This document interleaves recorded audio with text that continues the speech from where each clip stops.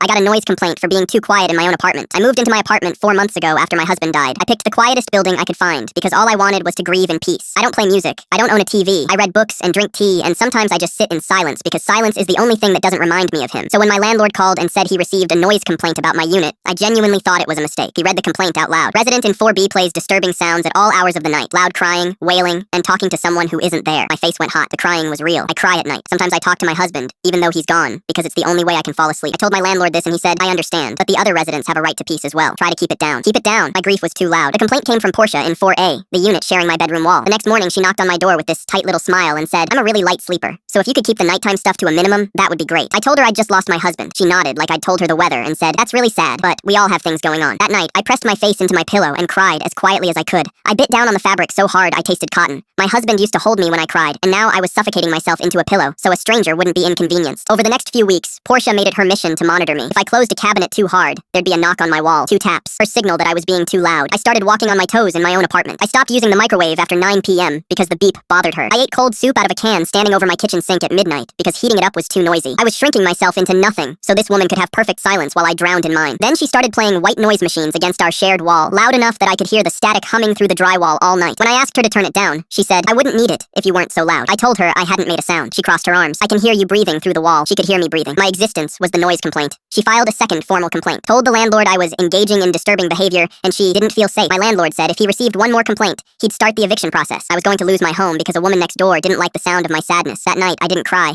I didn't talk to my husband. I lay in complete silence, and 20 minutes later there were 2 taps on the wall. I hadn't made a single sound. She was tapping anyway. She wanted me to know she was listening, even when there was nothing to hear. That was the night I stopped being sad and started paying attention. Portia worked from home. I could hear her on calls all day through the same wall she claimed carried my breathing. I started writing everything down. Every call I heard. Every time her blender went off at 6 a.m. Every time she played music on Sundays loud enough to vibrate my picture frames. Every time her boyfriend Nico came over and they argued loud enough for me to hear full sentences. I documented 6 weeks, dates, times, descriptions, 47 entries. I pulled up the lease agreement. Section 12 stated that any resident filing more than 2 unsubstantiated complaints can face mediation review and lease termination for harassment. The building also had a 24-hour noise ordinance. Every blender, every argument, every white noise machine cranked to full volume was a violation. I submitted my documentation with a 3-sentence cover letter. I've been documenting noise from Unit 4A for 6 weeks. Attached are 47 recorded incidents. I'd also like to formally report that the resident in 4A has been filing false complaints as targeted harassment. The landlord called 2 days later. Portia was placed on formal warning. My previous complaints were expunged. The white noise machine stopped that night. The wall taps stopped. The knocks stopped. A week later, Portia caught me in the hallway. You reported me? For what? Living? I looked at her calmly. Funny. That's exactly what I was doing when you reported me. She said I was being petty. You tried to evict a widow for crying. I think we have different definitions of petty. She said I should have just kept it down. You filed a complaint because you could hear me breathing. There is no down from breathing. She opened her mouth. Nothing came out.